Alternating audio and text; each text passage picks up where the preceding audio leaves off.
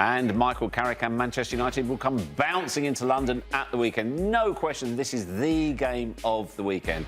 Arsenal against Manchester United, 11:30 a.m. Eastern time. You can catch that on Peacock. But there has been confirmation today of a departure from Old Trafford, with Casemiro set to leave the club. Here's Michael Carrick with his thoughts. The kind of announcement for Cassie, I think, was for clarity as much as anything. You know, it was kind of decided anyway, before I arrived. So it's not just a knee-jerk kind of decision, but the type of personality, the character that he is. I think it shows with his performance last week, you know, and where he is mentally and how much it means for him to be here and to finish the season strong. I've already had that conversation with him, and he's desperate to do well and finish well, and it's good to see. So I've got no doubt about him at all. I tell you, I can't believe that. I know Michael Carrick's got a strong Newcastle accent. I didn't realise he needed subtitles. It's not that strong, is it? What do we make of the news that Casemiro is set to leave? And also, what is his legacy at Manchester United? Oh, his legacy as a player is undoubted. Again, the Champions League titles that he won, wonderful at Real Madrid. Man United, iffy. Like, some good roller coaster, yeah, some big moments, some low moments. I think what I saw at the weekend was a good performance.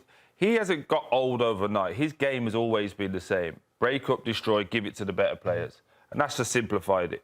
But when he's at Man United, because of the way it's been so stretched, so treacherous. He's on an island. Yeah, and he looks worse than he is. And I don't think Man United have helped him out, but I hope, and I like when players do this. They cut all the noise, they own it. He says, look, I'm leaving, but I'm going to work hard. So that just kills all the noise, like, is he going to get a contract? Mm-hmm. What are we going to do long term? Does the manager like him? I think when you look at this, you'd have to say it's a good career, but because of the level that he had at Real Madrid, you'd have to say... He didn't match that level. And the team didn't match that level. But I will say his legacy could still be redefined by the end of the year. Mm. He still has room left to improve on this legacy because, again, Casemiro of Real Madrid is not the Casemiro of Manchester United. Mm-hmm. Charlie, do you think it's fair to say, though, we haven't seen the best of Casemiro at Manchester United, but Casemiro's not seen the best of Manchester United? No, absolutely. Oh, absolutely. That's very fair. When was the last time anyone saw the best of Man United? I think that would be the That's question. Sir Alex Ferguson was walking around. He still is walking around, but we'll leave that alone anyway. On the pitch. It's about... it's probably been, what, a decade, Geoff, of Man United, structurally not being right. And when you compare it to the other team that we can see, Arsenal, of a 5-year building plan, they know who and what they are. Very deliberate from ownership, saying, right, the manager is who we're going to be. We trust him. There's going to be some sticky moments, but if he wants to get rid of some big personalities, no problem. And at this place, again, Michael Carrick's in now, but what, is this 4, 5 different managers been? It just doesn't seem right. This one feels a little different in the sense that Michael Carrick played for the club. We know there's always those managers that understand it. Like We've had all this, Charlie. But in terms of a proper start to your career as a manager on the sidelines for Manchester United, it doesn't get better. Beating Man City 2-0. But what would you say needs to be the keys for him to really turn this project around? Well, I'm glad you said that, because we do have a little stat here. For me, we've just broken down 3 things that I think Man United need to identify, and whether that's with Michael Carrick or not, is, he's neither here or there. But I do think they need to understand who do they want to be. So we're going to show you a little graphic here of the managers that they've had before, ex-players, to your point just now. Look, they all come in. Other than Darren Fletcher, obviously, a couple of weeks ago, everyone comes in, 75%. 75% when Carrick was there before. 54 with Ole Gunnar Solskjaer. He then went on to have another additional 2 years, got paid £10 million to leave. Again, obviously, Gigsy's been in there as well. So for me, when you look at these, we go, Man United keep trying to go back to what it used to be, back to the good old days, and we'll get a player there because that's the Man United way. It happens for a little while. That magic dust wears off. Go to a different manager who's going to bring in this new structure, the new way it is. That gets 2 years and 400 million spent on it, and then we go back to this. So for me, they need to identify, if Carrick is the person, fine. But let's go with that because... Yeah, but hang on. If you're saying, let's go back, because... And I understand... I'm not saying go back. They're saying go back. Yeah. If they're saying, let's go back and we want somebody who understands the club, who understands the values and what we say... So this guy, okay, fine, we're buying to that. So we should get the best coach who's played for this club. Is he the best coach out there who has played for Manchester? Surely that should be the criteria. Yeah, you can make that argument, but I think what they're looking at is somebody that also is fan-friendly.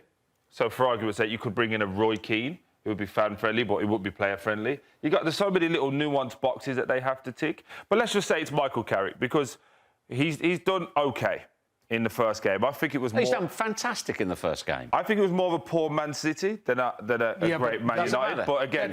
But that's not on him. Exactly, that's what I mean. So I think he did OK. We'll see. Again, you always get the new manager bouts. We've been there as players, right? The players who were on the bench who weren't playing well for Amorim, all of a sudden that week when Carrick comes in are the best trainers you've ever seen. Yeah. They're in on time, they're doing everything. Yeah. So you get that new manager bounce and it lasts maybe 2-3 weeks. He got Bobby Maynard fit. Anyway, don't start me off. Anyway, so if it is going to be Michael Carrick, because this is the bit no one wants to talk about, the hierarchy went, right, we have gone with Ruben Amorim, he's going to be our guy. We're going to go 3-4-2-1. That's going to be the system. We're going to get rid of the wingers, Rashford, Garnacho, they've all got to go. We're going to do this. You backed him for 2 windows. Now what are you playing? 4-3-3. So instantly, you can never get momentum because you've got rid of your wingers. Now you need to go this summer and buy wingers.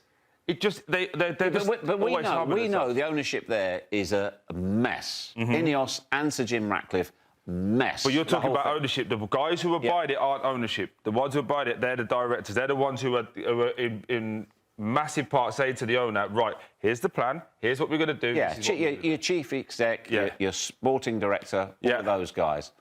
But now, I think we're in a period, because Michael Carrick was not the plan. He only became the plan when Amorim was sacked. When an argument happened, yeah. That's the only time he became... He's now the plan. Now, what he does, the results he gets, will shape what the plan is. If he does well and impresses, then he will... I think that's dangerous.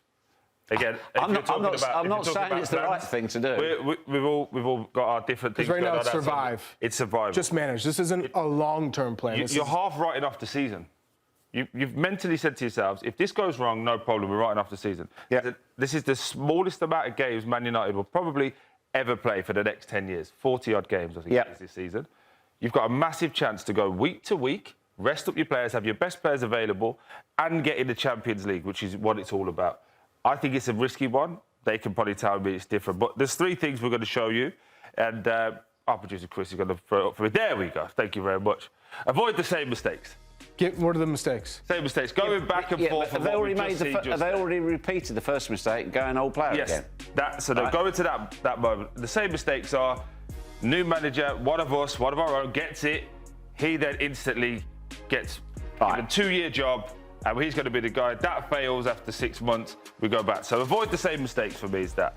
A style of play that they can consistently stick to. So for me, again, formation is key. Depending on the manager, that obviously we all have tweaks. But if you're going to have a 3 at the back or a 4 at the back, it's completely different to what you're buying in the transfer market. You need fullbacks or do you need wing-backs? As we both know, they're completely different.